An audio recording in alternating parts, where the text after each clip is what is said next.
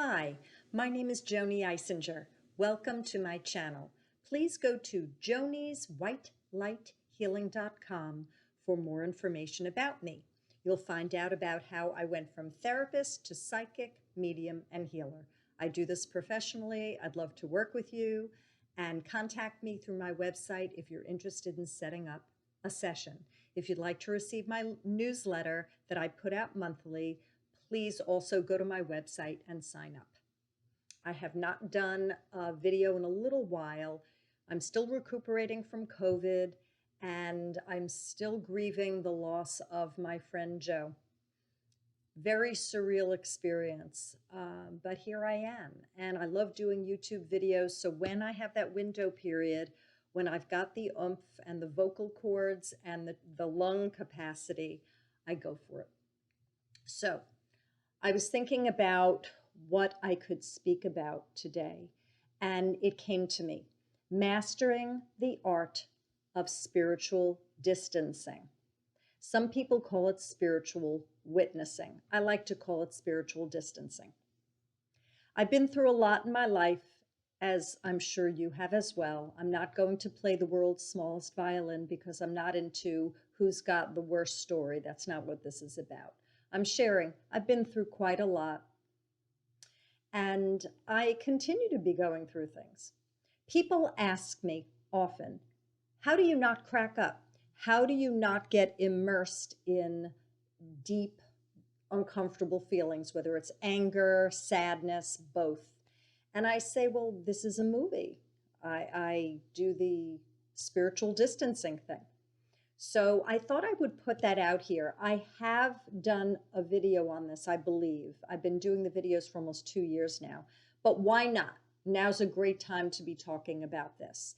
We as a collective here on Earth are immersed in a lot of feelings, a lot of information, a lot of energy.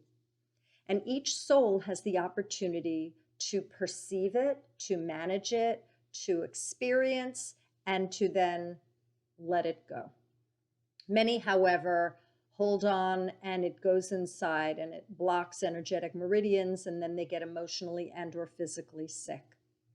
So I will say this is for entertainment purposes. Please see your healthcare or mental health care professional if you are having any problems. So with that being said, I put notes down regarding this topic because I have a lot to say about it.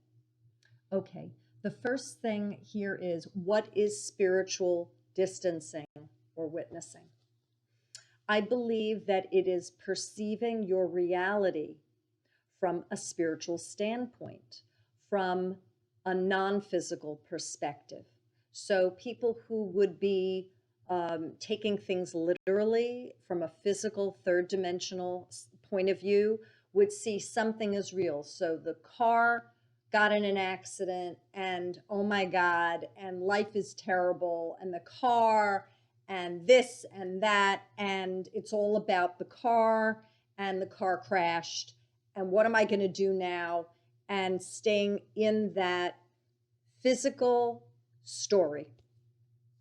Is that bad? No, we're human, and also the car did crash. So there is the third dimensional piece that we always will be experiencing. However, with spiritual distancing, it is embracing the concept that we are in an earth school. We are in an experiment, an AI, a video game. We are in a paradigm, a structure for soul growth opportunity.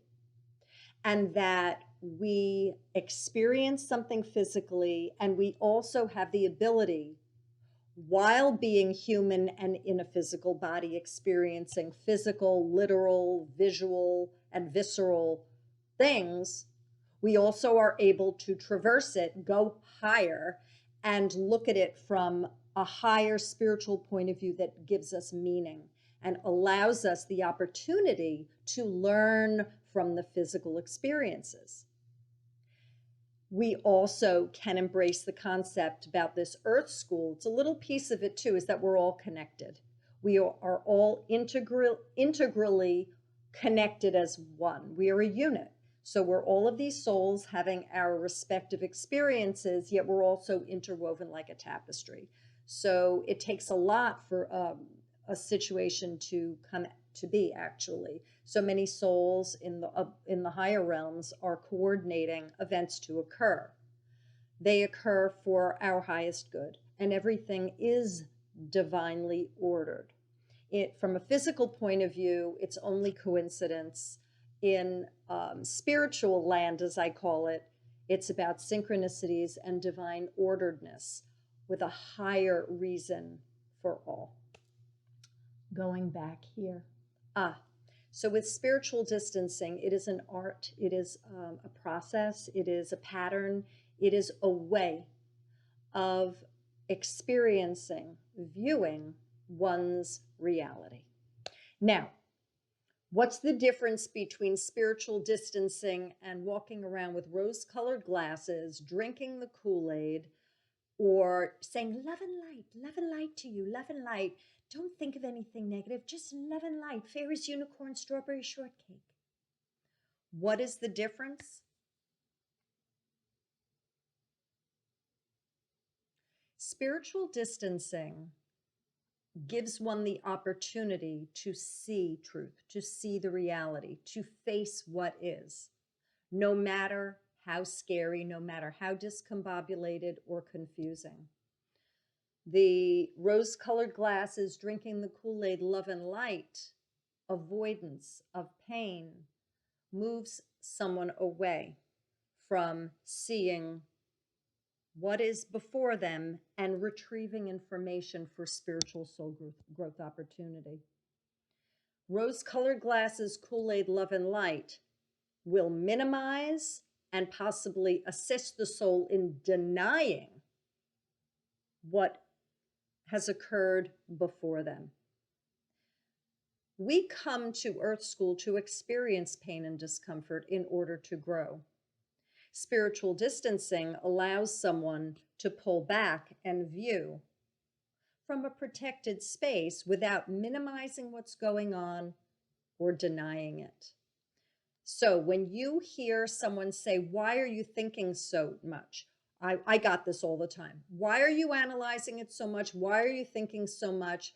Why even go there? Don't think negatively. You're thinking negatively. Don't think that. People mistake what I'm doing. I have a great ability, and I say this humbly, to look at terrifying, awful things without hexing it, spell casting it, cursing it, drawing it to happen. I am always spiritually distancing something.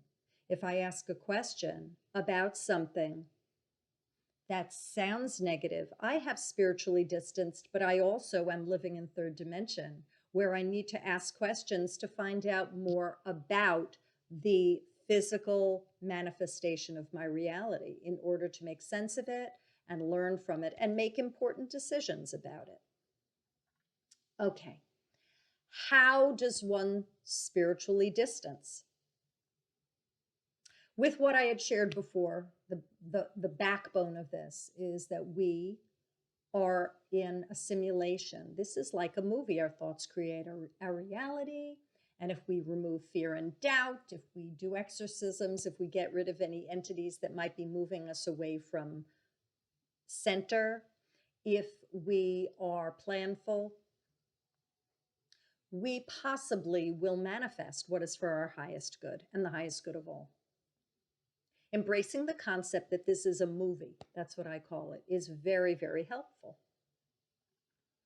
That is the first piece. The second piece is facing your fears and doing your personal work. Why would a person have difficulty spiritually distancing? It means that at some point they have to see the reality of what's going on. They can't minimize or deny it. They can't rose-colored glasses it. They can't drink the Kool-Aid and just get soused about it and off, way, way off. Okay, facing one's fears. I can't do your personal work. No one can do your personal work for you. You do that for yourself. That's why you came here. Any fears you have are to be worked through. That's why you're here. I suggest writing a list of all of your fears, everything. have a pad of paper down and come back. Oh, shoot, I'm afraid of getting locked out of my car. I'm afraid of stepping in dog crap. I'm afraid that my kid's going to miss the bus. All your fears. Write them all down. It's not a Debbie Downer unless you look at it that way. I would look at that list as a helpful assistant. It is your personal therapist. And if you need to go for therapy, I highly recommend it. I also suggest going word of mouth if possible. If you can't afford it, I don't know, maybe there are helplines, maybe there are self-help books, but therapy rocks. I used to be a therapist. It's very, very helpful to get to the bottom of things. Emotional freedom technique, the tapping modality, I highly suggest EFT.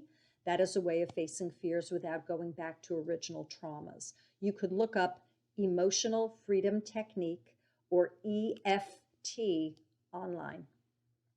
When you face your fears and you work through them, you become better able to spiritually distance what comes before you in your day-to-day. Clearing karma. One incurs karma when they go to their passing with unforgiveness towards self and or other. And then they need to have a do-over in another incarnation. At least for now, that seems to be what has been going on, why we keep coming back in this recycle bin. I'm not talking about it being right. It's just what has gone on here in this Earth school. Why do people have difficulty spiritually distancing? They might have conformity issues. They might need to be part of the group. They might love the hive mind mentality where they don't have to think and they let other people think and do their research for them. They might have difficulty speaking up. They might have difficulty stating truth. They might have been persecuted for being the only one thinking a certain way. They could have been banished from the kingdom for being different. They could have had a disability where they were made fun of, mocked, persecuted, and they made vows about never wanting to be different again. These are all blocks to spiritual distancing. Clearing karma.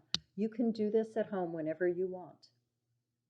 The first part would be across time and space, forwards and backwards across all generations, and then you'd fill in the blank. All of my lifetimes where I've had difficulty facing my fears, facing truth, stating my truth, speaking up, being different, having issues around conformity and hive mind, being, as I said, being persecuted, wanting to be the same as others, not wanting to think, do my work, or do research for personal growth. And you ball them all up and you say inside, I forgive myself.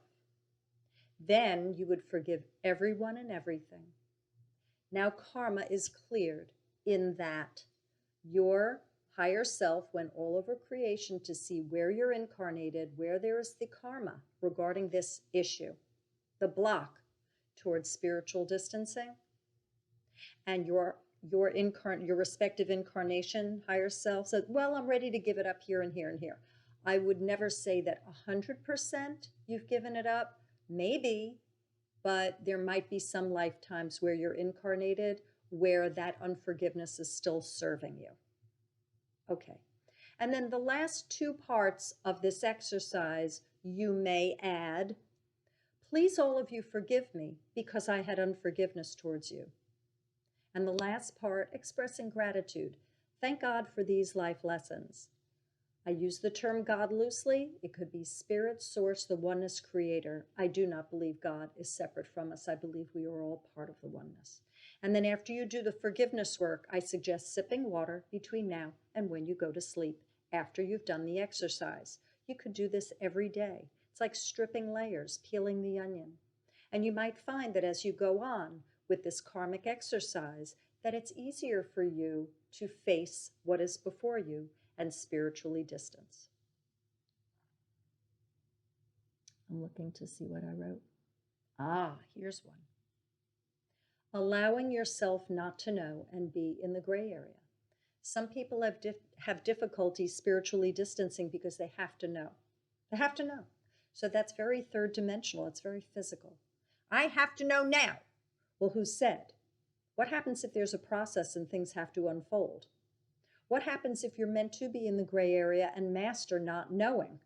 And that the universe keeps giving you opportunities that are so amorphous that you just can't. And you keep demanding it of the universe that you have to know. Well, that's the gerbil wheel. You're just going to keep spinning and you won't go anywhere. I highly suggest sitting in that wonderful place of not knowing and allow yourself not to know. In between black and white is gray. It's beautiful. Sleep on it. You don't have to know. Give yourself that permission and rest. It's a fabulous gift you will give yourself. Another piece to spiritual distancing is having faith that there is divine orderedness. So many people have lost faith. They are of the science. They have no belief in anything greater than themselves. Even the concept of being a collective of souls coming together as unity, consciousness, oneness, all that is creation, creator, love, that is, for many, it's gone. And I strongly suggest finding your way back to that faith that there is divine orderedness in this reality, in your incarnation here and everywhere. Again, knowing about Earth School, embracing the concept that we are here to learn, and through pain and discomfort is where we grow. That's the point. Okay. I will give you a final exercise in spiritual distancing. What I've talked about is what is it? How is it different from minimization and denying? What you need to do in order to get to that place where you are better able to spiritually distance or witness. So here we go. Take a situation, any situation, and imagine that it's on a movie screen before you. Now, when you're not spiritually distanced, you're in the screen, you're in it, you're immersed in the story. Imagine pulling out of the movie, the screen, and taking a seat in the theater. Popcorn, whatever you, snack, metaphor, give it lightness. If you sit there, some people might think that they have to be all eyes on the screen. Kick back, put your feet up. All figurative. If you need some popcorn or some jujubes or nonpareils or good and plenty or whatever you would, milk duds, whatever you'd get from the concession stand, imagine. Then take a look at your situation from the beginning to where you are today. How did this begin? What part did I play? What parts did other people play? And then the bottom line is, what can I learn from this? Okay? Being in the present moment is key. If you are harping on the past and you're blaming yourself for what you didn't do, if you jump into the future with worries about the future, that confounds this process. Being present-centered in your time bite of reality that you pull out of from that screen to witness is key. Right at that moment, take that opportunity. How did it start? Where do I fit in? What did I say and do? What did they say and do? What might this be about? Why might this be going on? What spiritual lessons could I learn from this? Maybe there are people, places that are affording me the opportunity to learn, and then you fill in the blank. Maybe I'm saying and doing these things for their sake. And when you practice this over and over again by pulling out and observing and seeing your part in it without judgment, with love on you and everyone, from a divine orderedness point of view, with the plan that you came in to experience everything for soul growth opportunity, you will win. There are no fails, there are no mistakes, because every decision that is made is for soul growth opportunity. The bottom line is, what can I learn from this? You're a creative soul. You're a soul that's yearning for more. You always want more. That's the bottom line. And any person that's given up is in a place where they're of fear. There's a lower vibration, third dimensional work that needs to be done.